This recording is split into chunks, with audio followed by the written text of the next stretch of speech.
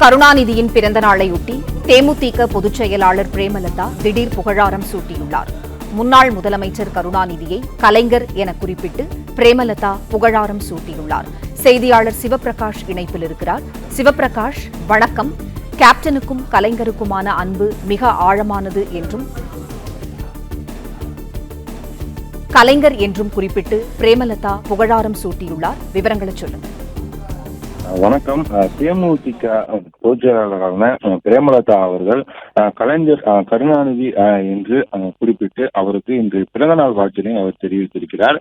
இந்த ட்வீட்டை பொறுத்தவரையிலும் அவர் இந்த எக்ஸ்லத்தில் பதிவு செய்திருக்கக்கூடிய இந்த விஷயம் இந்திய அரசியல் வரலாற்றின் மூத்த அரசியல் தலைவர் கலைஞர் என்று அவர் குறிப்பிட்டிருக்கிறார்.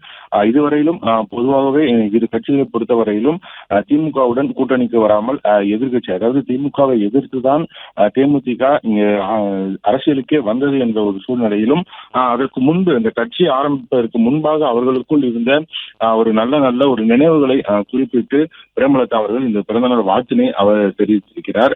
இதனை பொறுத்தவரையிலும் கேப்டனுக்கும் அவருக்குமான அந்த அன்பும் நட்பும் மிக அழகானது என்றும், எங்களுடைய திருமணத்தை அவர் தலைமையேற்று நடத்தி வைத்தார் என்றும் குறிப்பிட்டு அந்த பழைய அந்த நீங்கா நினைவுகளையும் பிரேமலதா இந்த எக்ஸ்தல பதிவில் குறிப்பிட்டு அவருடைய பிறந்தநாள் அந்த வாழ்த்துக்கு கட்சி சார்பாக இந்த வாழ்த்தினை தெரிவிப்பதாக தற்போது அவர் எக்ஸ்தல பதிவில் கூறியிருக்கிறார்.